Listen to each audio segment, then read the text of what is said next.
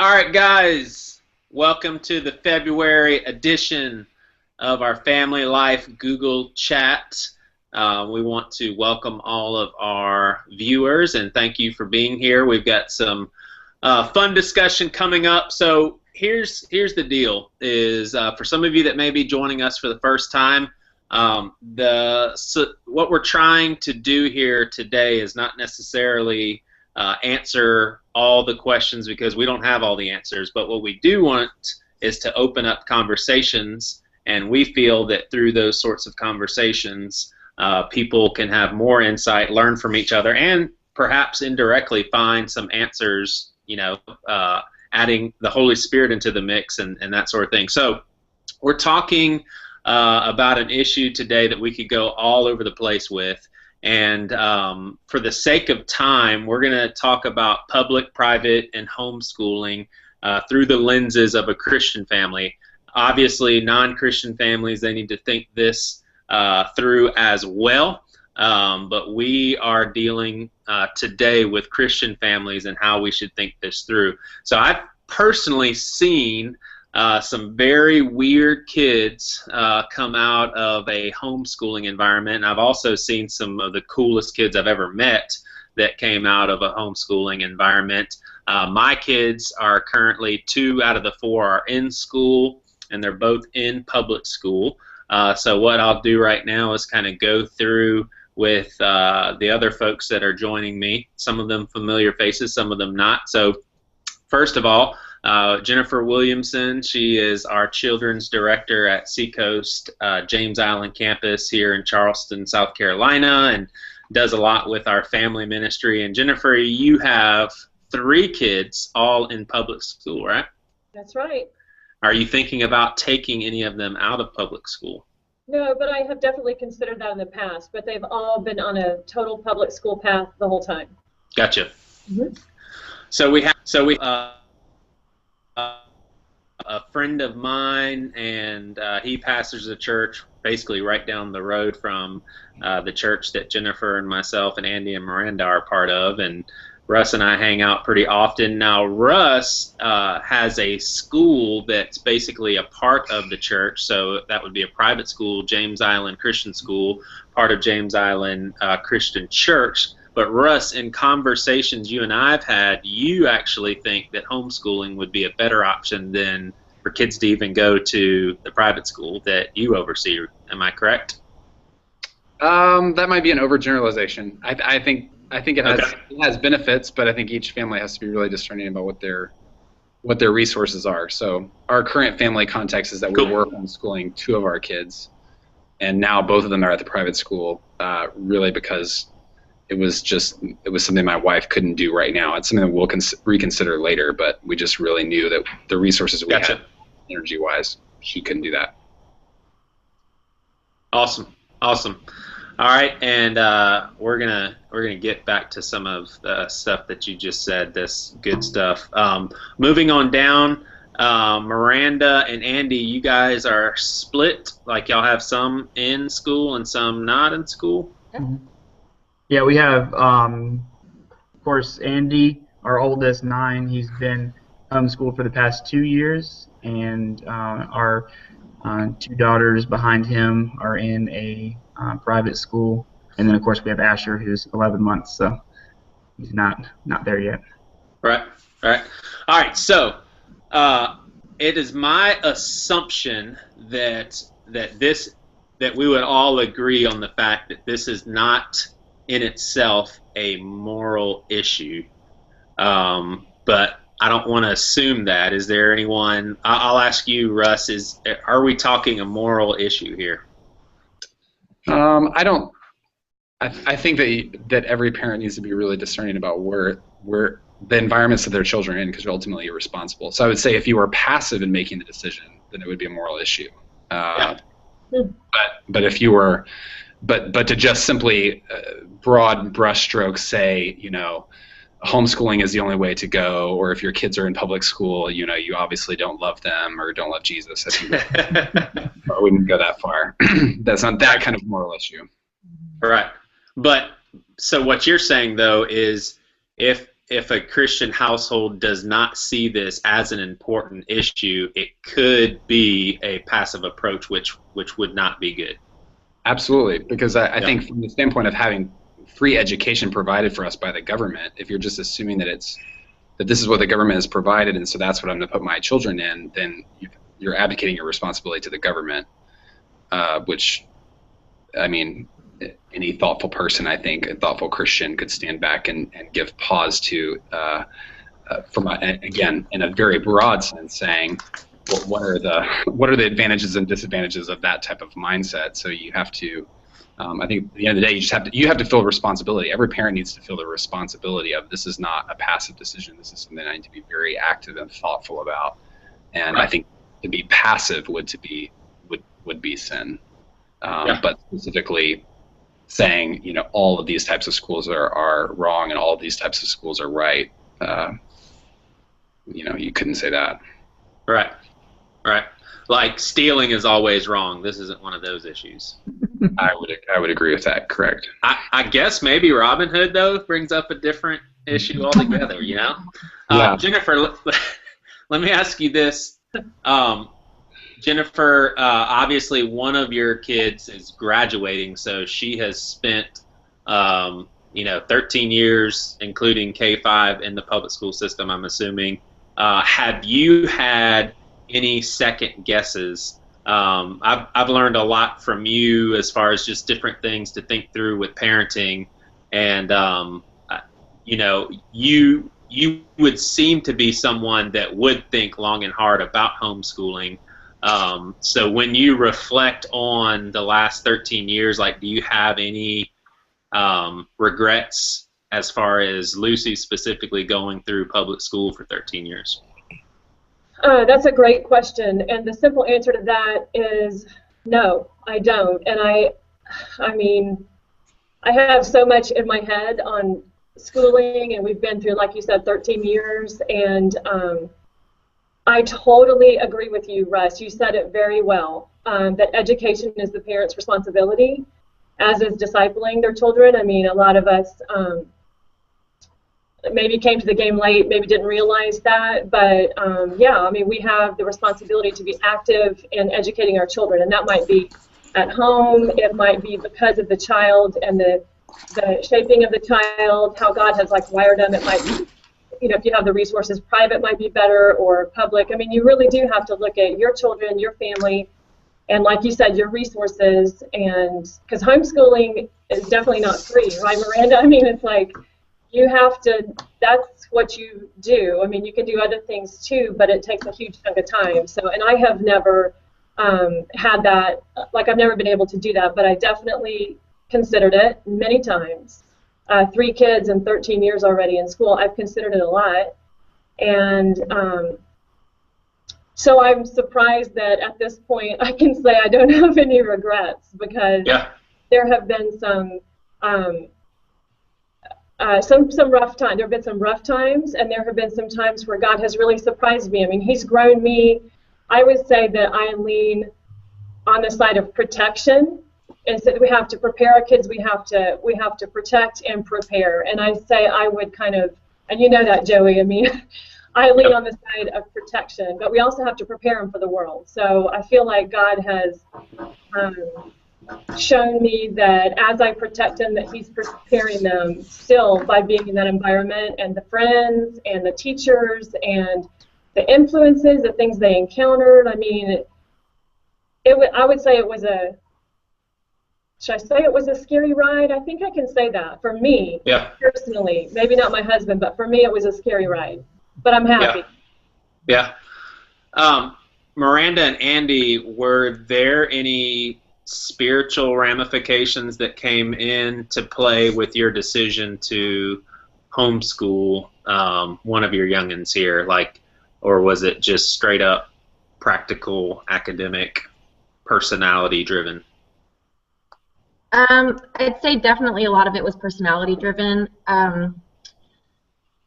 Andy is the one that we homeschool, and he definitely has a unique personality, and we just felt like a school setting was not appropriate for him at the time, Homeschooling was also something that I had been interested in for a couple of years, especially with him.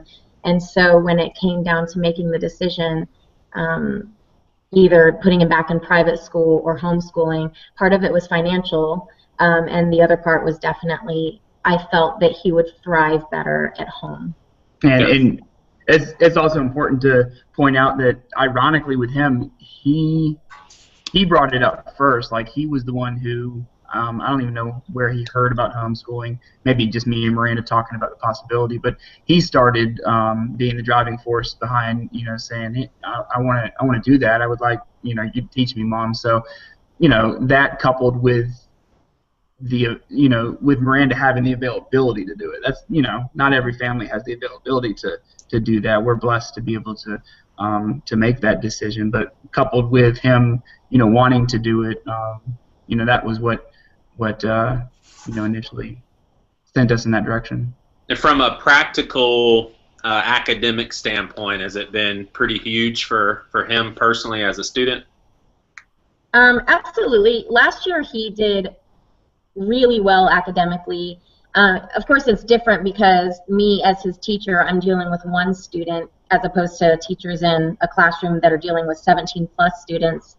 So it's easier for me to be able to focus on his weaknesses and help him in the areas that he really needs help in.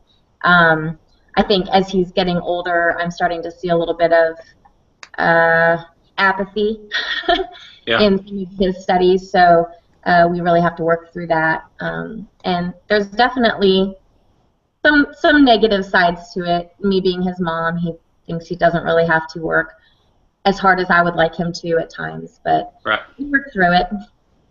Maybe you could dress up as a different person and tell him that you are a different person. Let me ask you this. So, Russ, you just for our listeners' sake, I mean, you really, really believe what you're saying as far as it not being like it really is like you've talked to me before because I've come to you for advice, and just it really is a case by case thinking it through. But you've said some things that have put my antennas up big time, like in a good way. Like I was like, man, I've never thought about it that way. So I do think it's beneficial for people to hear, like when you personally as a Christian father think through public schools, and maybe there's some listeners that don't think about this at all and are just like, man, it's free education. That's how I grew up. That's just what we're supposed to do. What else am I supposed to do?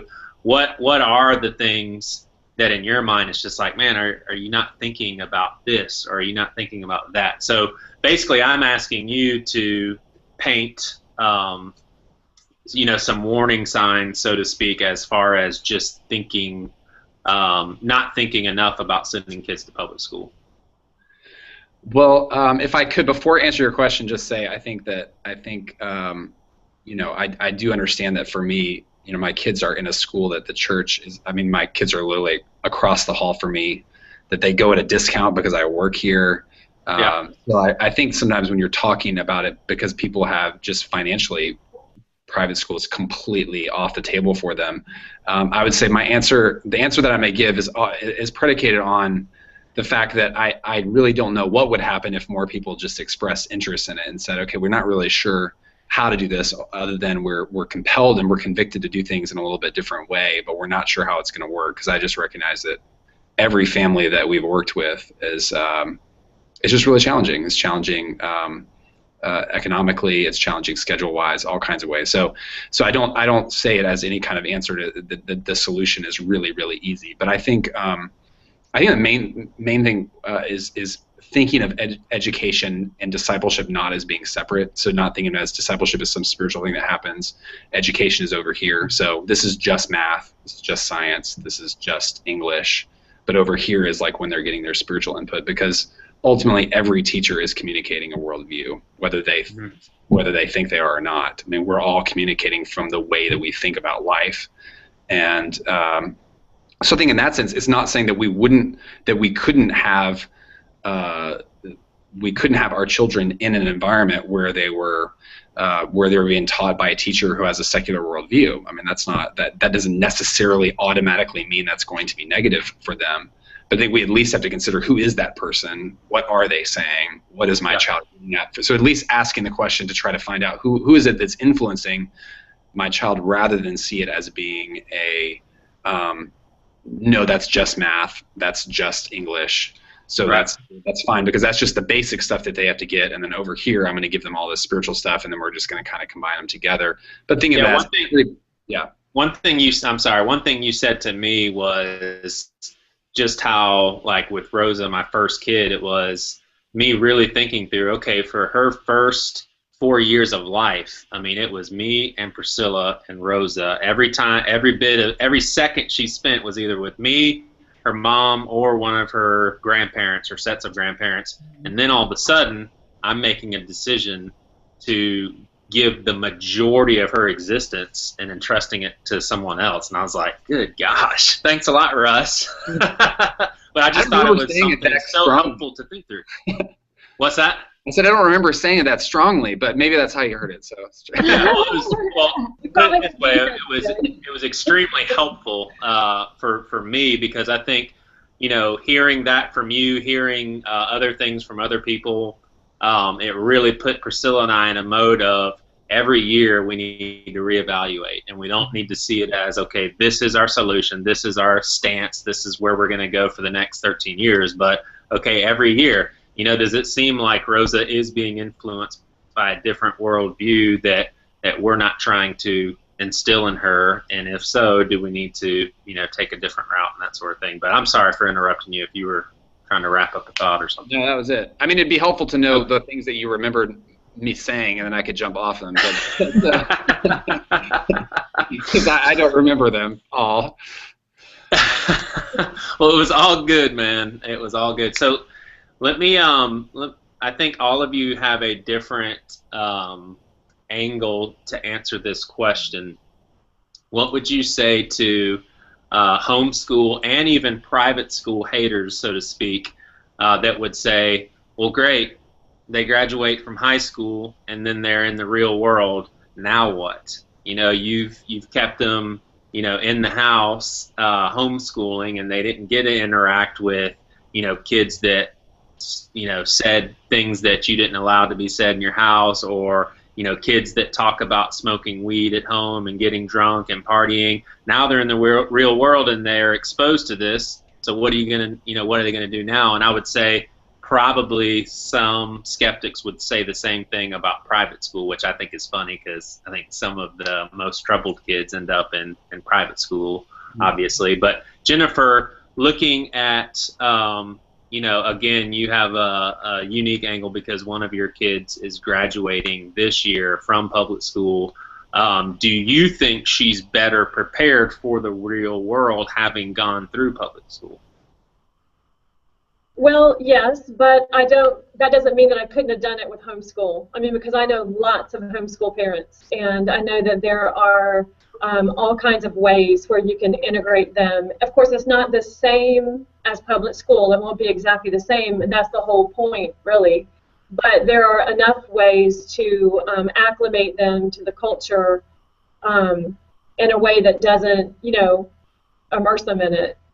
Yeah. Does that make sense? Like, I don't know. I'm guessing I could have done it with homeschooling too, but it certainly made it made it easy with public school. And then we just had to monitor exactly like Russ is saying. I mean, we really, year by year, we're looking at the teachers they have, and obviously, very obviously, the friends that they're making and the groups they're hanging around with, and even types of things like what kind of counseling comes in middle school and what kind of information is taught in the health classes in high school. I mean, I'm just always monitoring what is going into my kid's head, and hopefully before it goes in there, but not always. Yeah.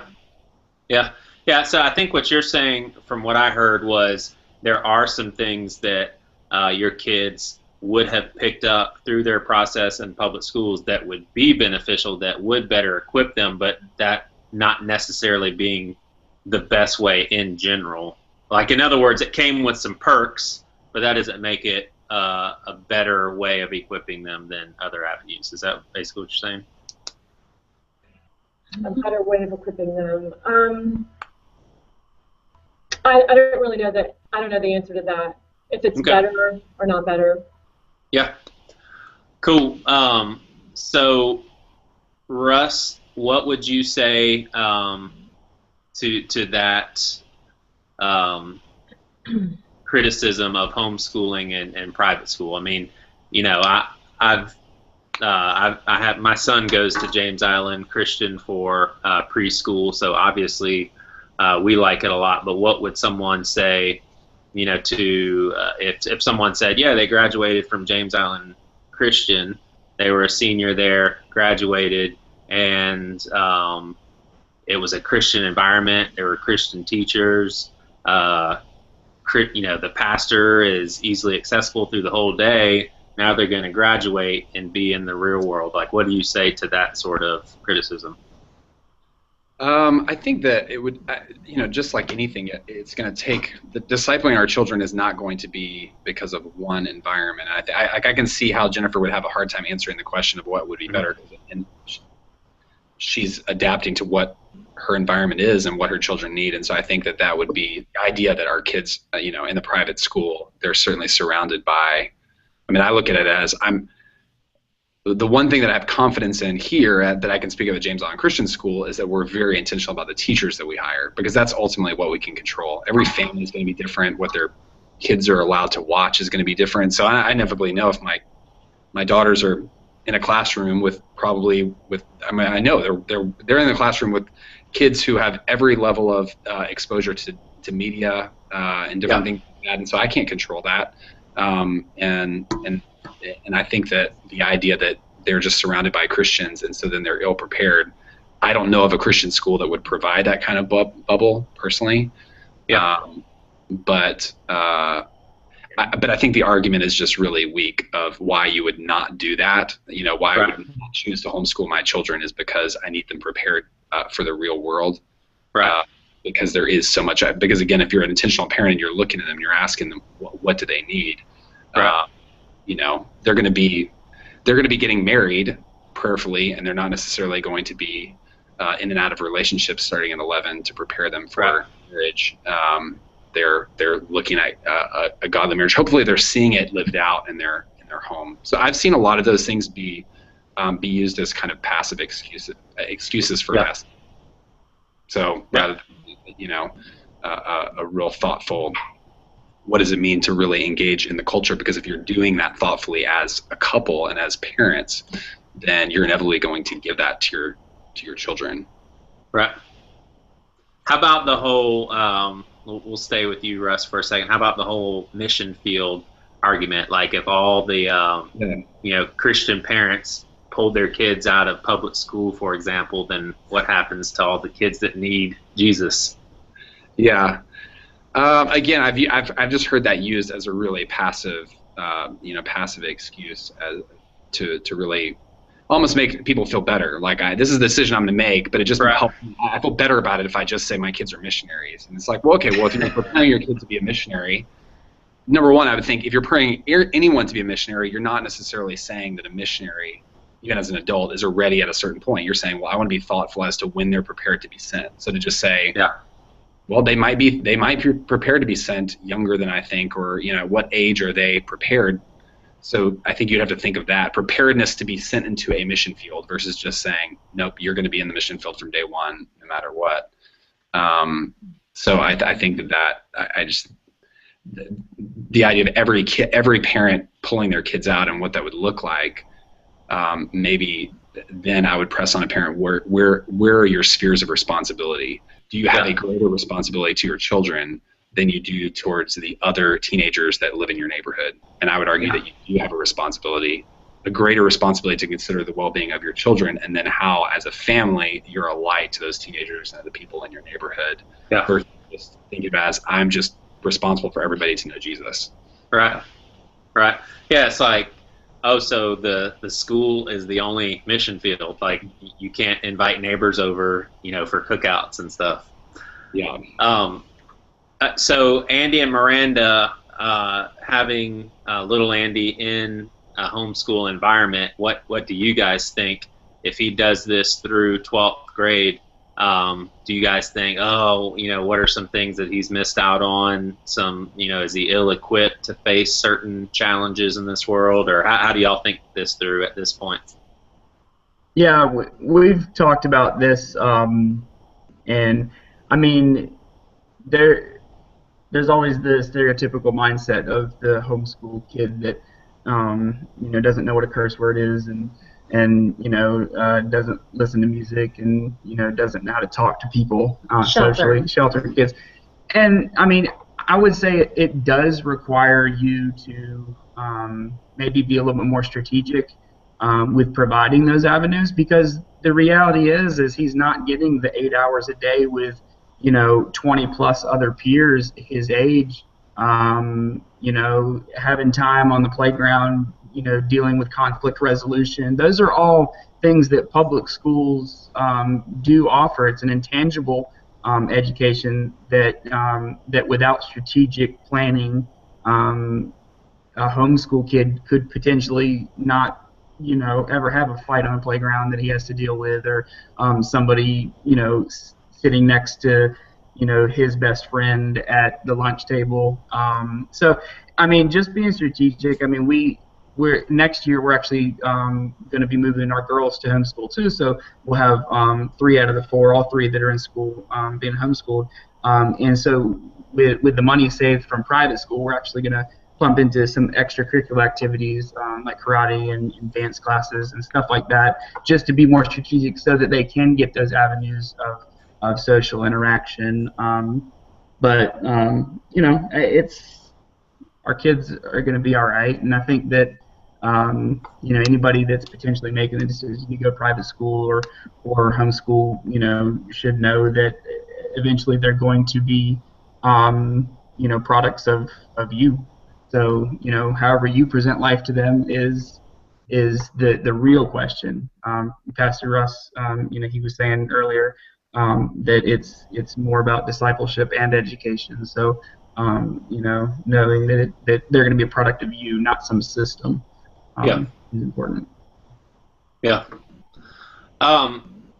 Jennifer, I know you said in the past that you knew of someone who actually had a kid, and I think homeschooling them for a year, and then the kid went into public schools. Like, how did that work out? Yeah, it was a good friend a few years back. She had an 8th grader who, 7th grader actually, and when her daughter went into 8th grade and middle school, which is it's a really tough year on girls.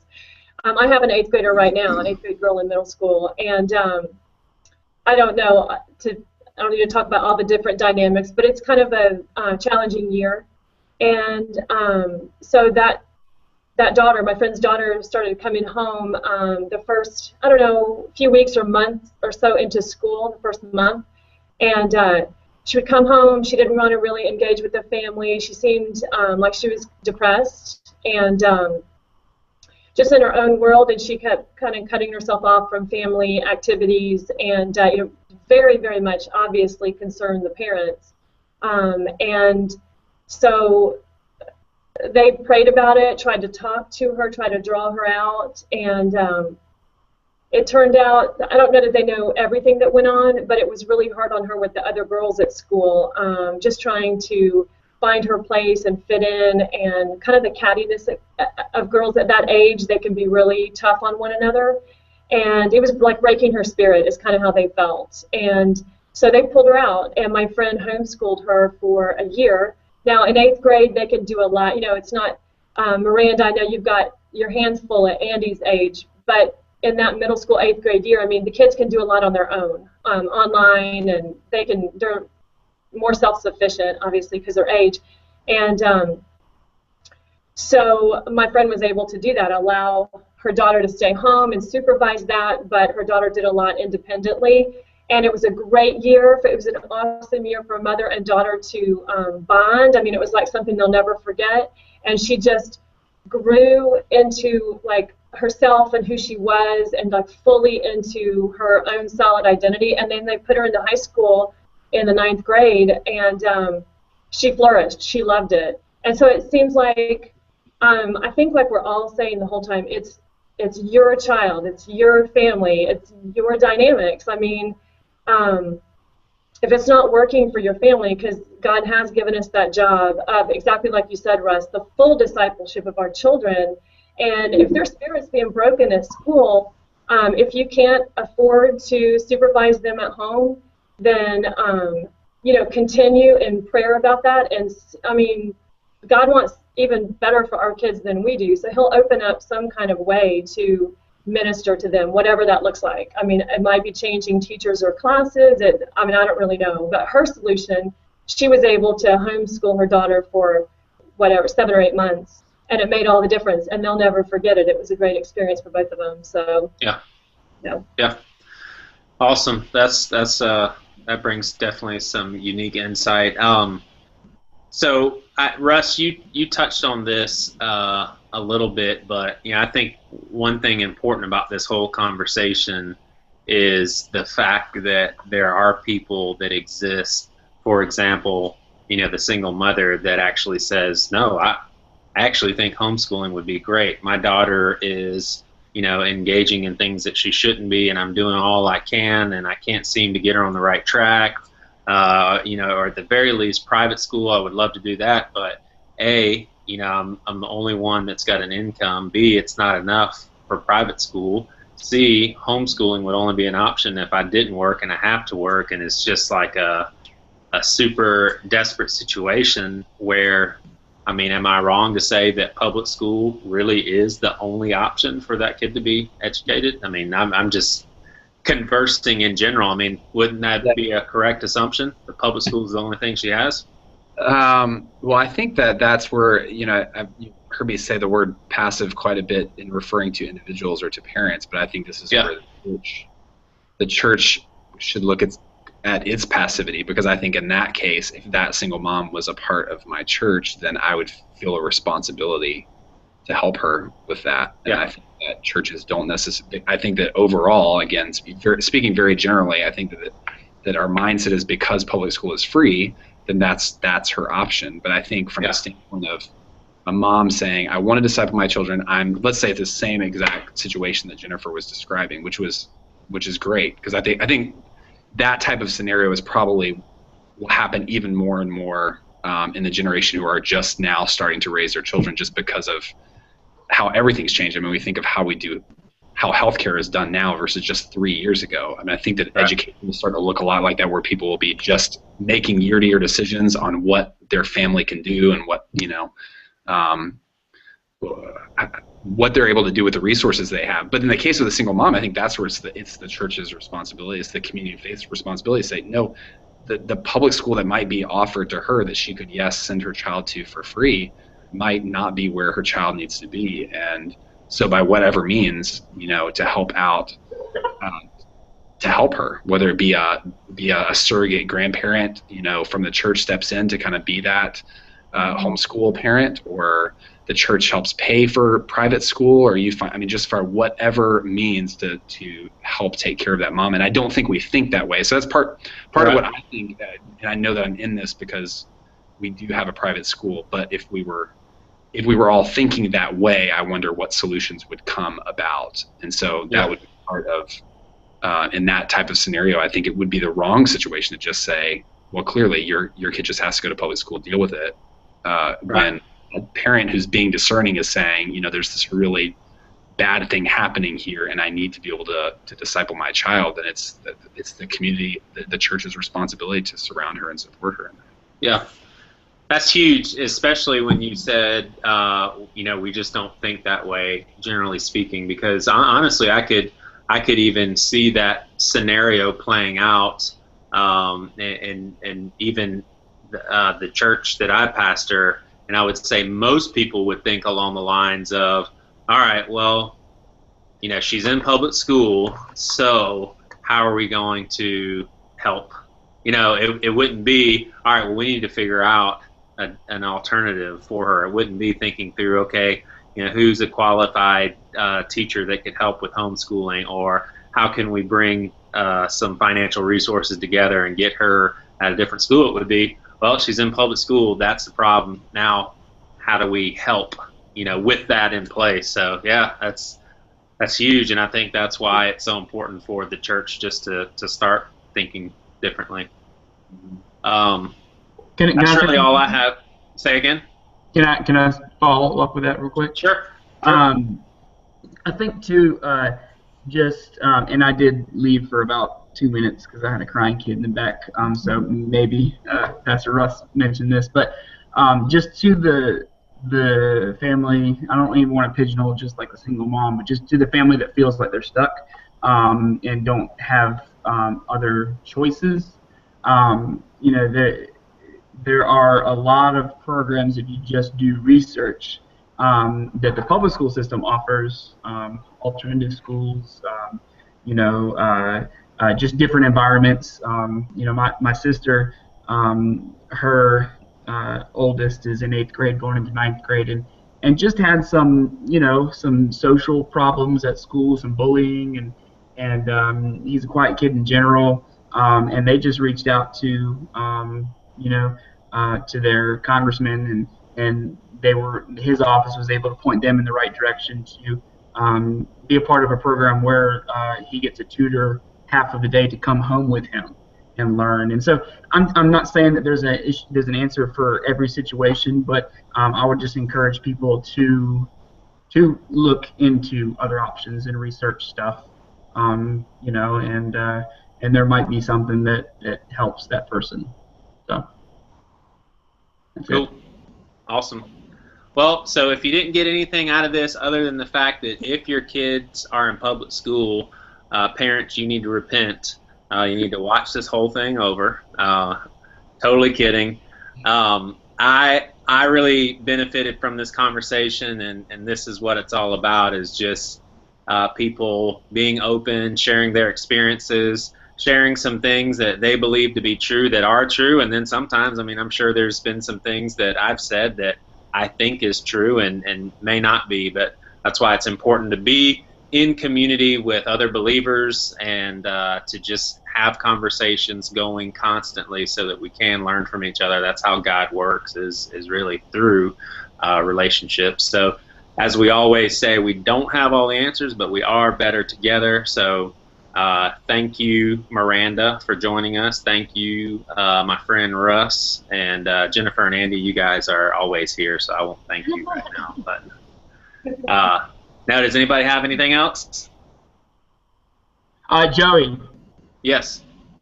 What is your worst, and I'm totally stealing this from Jennifer, but what's your worst and your favorite memory from being in public school growing up? Personally. Personally? Yeah. My worst, this is going to be some killer entertainment right here. A lot of people missed out because they heard me wrapping it up and they're like, oh, I guess we're done, and they're missing out on this story. I actually had in the 6th grade a kid put his, we were in a reading group, and a kid put his legs across, just kind of being jerky, and they happened to be laying on top of my legs, and so I grabbed his leg and moved it away, and he immediately started calling me names, like I'm a guy and I like him, and I just made a pass at him and everything, and I was just like, oh, that's really weird that you're saying that. Next thing I know, 30 minutes later, it had really spread through a lot of the school, and everybody started calling me names. Everybody started saying, oh, you touched that dude's leg and all that stuff. The next morning, I figured, oh, well, that's all died down. Man, that was horrible. The bus rides by. I'm riding my bike to school. Kid rolls down his window and starts making fun of me. I was like, you got to be kidding me. I get to the little waiting area when we're all, about to go inside, and I have literally 30 kids surround me, and they all start making fun of me. I end up going home crying. Guidance counselor calls the house and everything, but it's crazy. That was like the worst experience ever. That was your atypical bullying experience, but it was like at the hands of the whole school, man. Do I look like I have a sign that says "Pick on me, call me names"? The best moment, I don't know, it was all overshadowed by that one experience. So I don't know about the best moment. I had a lot of them, but all right, there you go. Well, you've heard it here, folks.